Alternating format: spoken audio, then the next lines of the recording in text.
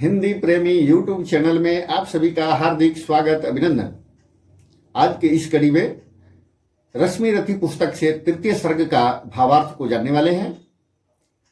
रश्मि रथी पुस्तक की रचयिता रामधारी सिंह दिनकर हैं और यह वीर रस की कविता से भरा हुआ रश्मि रथी में नायक के रूप में कर्ण को प्रस्तुत किया गया है।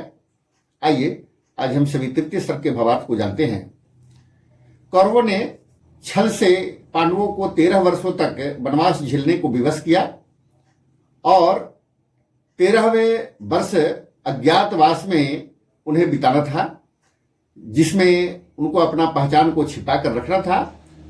और पांडवों ने अज्ञातवास भी बखूबी पूर्ण किया और यह 13 वर्ष पूर्ण करने के पश्चात अज्ञातवास से जब वापस इंद्रप्रस्थ लौटे तो कौरवों के बीच में कौरवों से संधि के लिए पांडवों ने भगवान श्री कृष्ण को हस्तिनापुर भेजे कि मध्यस्थता करा करके और हमें राजपाट दिला दीजिए।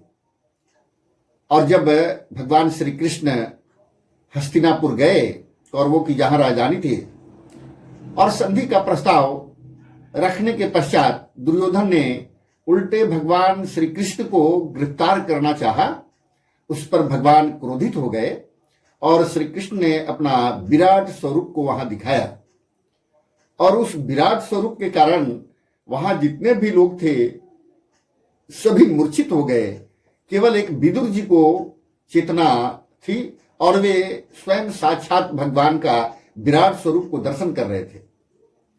और जब विदुर जी ने धृतराष्ट्र को बताया तो महाराज आश्चर्य में हो गए और उस समय उस क्षण के लिए कहा जाता है कि धृतराष्ट्र को भी उस अंधे आंखों में भी ज्योति आ गई और उन्होंने भी भगवान श्री कृष्ण को विराट स्वरूप का दर्शन किया।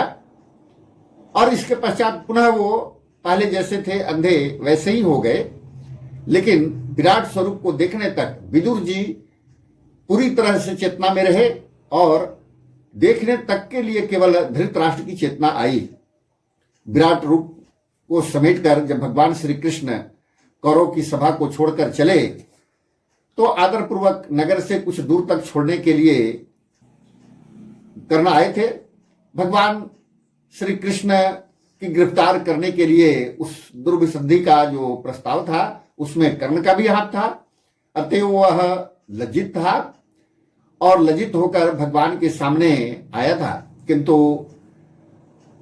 राजनीति के विशारद श्री कृष्ण ने कर्ण का बांह पकड़ करके अपने रथ पर बैठा लिया कि कुछ दूर तो छोड़ने चलिए, और बहुत समझाने का प्रयास श्री कृष्ण ने कर्ण को किया कि आप तो कुंती के ज्येष्ठ पुत्र हैं और आप ही राजा वहां बनेंगे।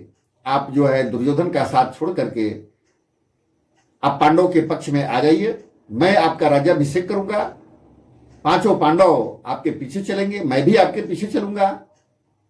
परंतु कर्ण ने इस प्रस्ताव को अस्वीकार कर दिया और कहा कि माता ने मुझे पुत्र का स्नेह नहीं दिया तो मैं कैसे मान लूं। जिस समय हमें भरी सभा में जाति पूछी जा रही थी उस समय कुंती क्यों नहीं आगे आकर के बताई कि ये मेरा ज्येष्ठ पुत्र है, मैं ही इसकी माता हूं।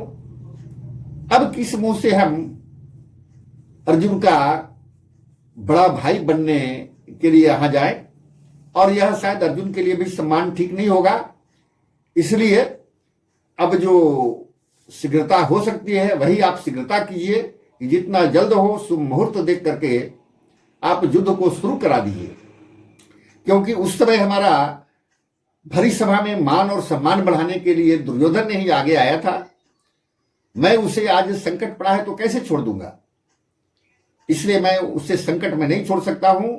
उस ऋण से उरीन होने के लिए चाहे मुझे अपने प्राणों की आहुति भी देना पड़े तो मैं बखूबी देने के लिए तैयार हूं और अपने प्राणों को न्यौछावर करके भी उस ऋण से उरीन होने का हम सपना देखते हैं। इसलिए अब कोई शुभ मुहूर्त देख करके युद्ध को शुरू करा दीजिए, ऐसा कर्ण कह करके उनके रथ से उतर करके चल देते हैं।